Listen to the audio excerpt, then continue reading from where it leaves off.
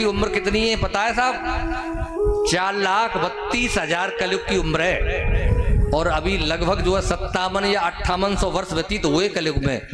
संकल्प में बोलते हैं, संकल्प जैसे बोलते हैं कली प्रथम चरणे, अभी कलयुग का पहला चरण चल रहा है और 4,32,000 का पूरी उम्र है इसकी और 5800 साल व्यतीत हुए हैं। तो अभी तो बहुत लंबा चल रहा है। 58 साल में जब आदमी भैया भैया ना देख रहे हो और जो है देवरानी जेठानियां ना देख रही, आजकल ऐसा अधर्म हो रहा है, तो आगे क्या होगा विचार करो।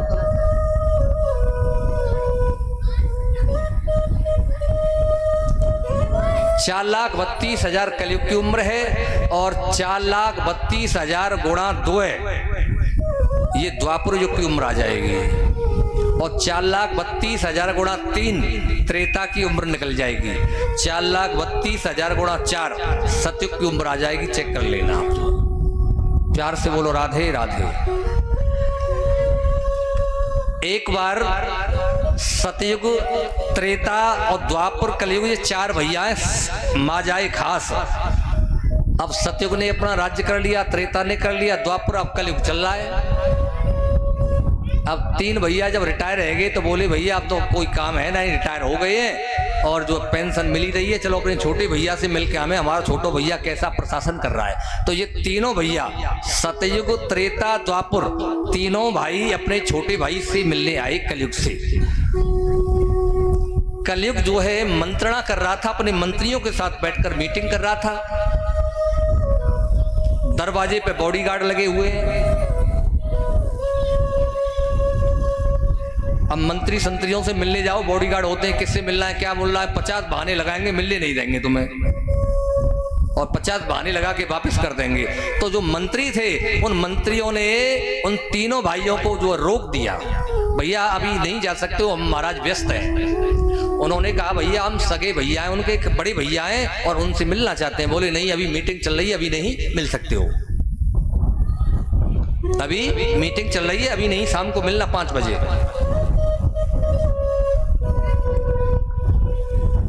मीटिंग के बाद में शाम को जैसे ही मीटिंग खत्म हुई, बोले अच्छा एक बात बताओ, 3 भाई हैं तो एक काम करो, 3 प्रश्न किए उन्होंने, एक एक का जवाब दे जाओ, अंदर जाओ।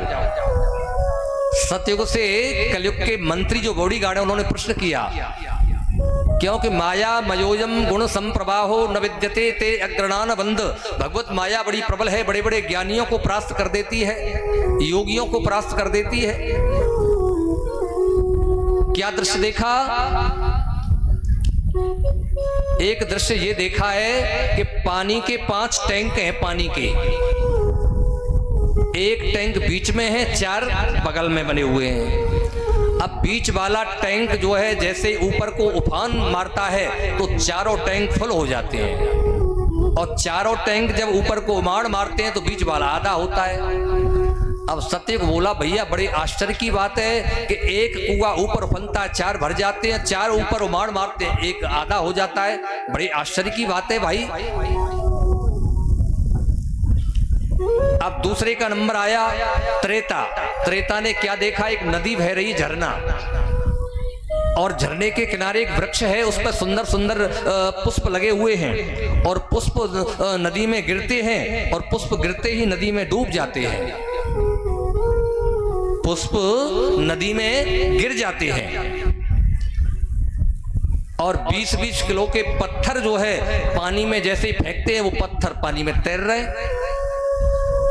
अब त्रेता बोला बड़े आश्चर्य की बात है भैया, जो नाजुक जो फूल है जिसे तैरना चाहिए वो डूब रहा है और जिसे डूबना चाहिए वो तैर रहा है, बड़ी आश्चर्य की बात है।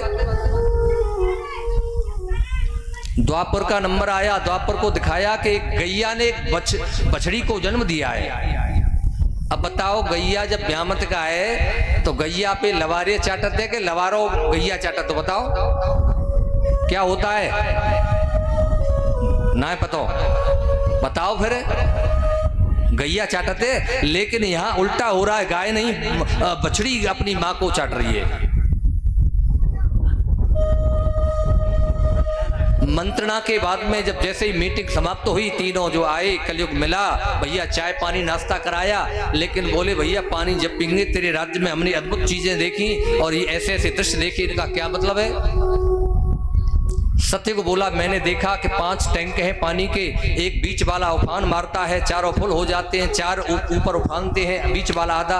बोले कोई आश्चर्य की बात नहीं इस कलयुग में।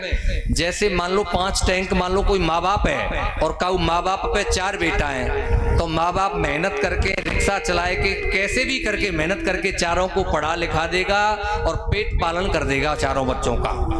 और बुढ़ापे में जब माँ बाप बूढ़े हो जाते हैं तो चारों बालकन पे माँ बाप पेट ना भर जा, तो क्यों कि 3 महीना तू राखे, 3 महीना तू राखे और 3 महीना तू राखे। वो माँ बाप भटकते हैं, उनका मतलब एक पेट नहीं भरा जाता है संतान पे, 4 संतान पे, और माँ बाप 10 संतान का पेट भर देते हैं। ये कलयुग में ऐसा होगा जो है।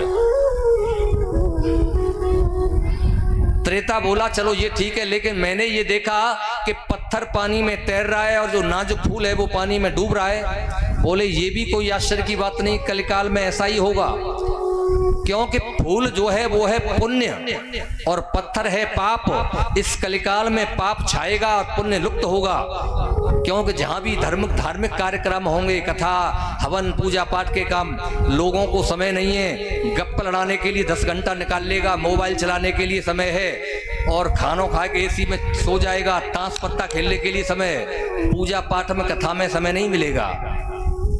अब देखो कथा हो रही है बहुत दिन के बाद में, यहाँ 50-100 आदमी बैठे हैं और संजा को झांठिया मान लो सपना चौधरी आ जाए नाचबे का आज स्टेज पे, तो जब पूरे शायद खेतम जगह न मिले देख लियो, और लोग पान से ही गड्डी ऐस फेंकेंगे सपना ऊपर कि जन कहा है कोई बुला लियो नाचे भाई तुम।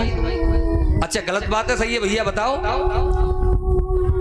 और पूजा पाठ में मतलब जो है आरती में 1 रुपया चढ़ाए में हाथ कांपता है भाई, 1 रुपया चढ़ाए में, और वो नाचे और न हल्की सी सेल्फी दे दे तो लोग 500 के नोटन उड़ा देंगे भाई ऊपर। ये कलयुग में ऐसा होगा, पाप छाएगा, पुण्य लुप्त होगा।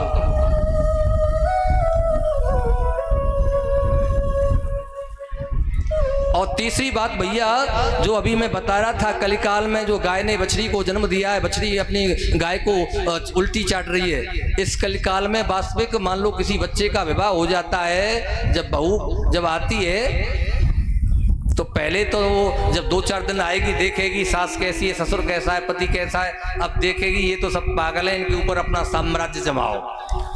पहले जब आती है तो ऐसे चलती है, गेट खोलेगी तो ऐसा खोलेगी कि कहीं गेट के लगिन जाए, और 2-4 दिन देखा सब पागल हैं तो फिर उसमें गेट में लात मारती है, हाथ से नहीं लातों से खोलती है। वहाँ ये सब बुद्धू आदमी है, अपना ही साम्राज्य जमा दो।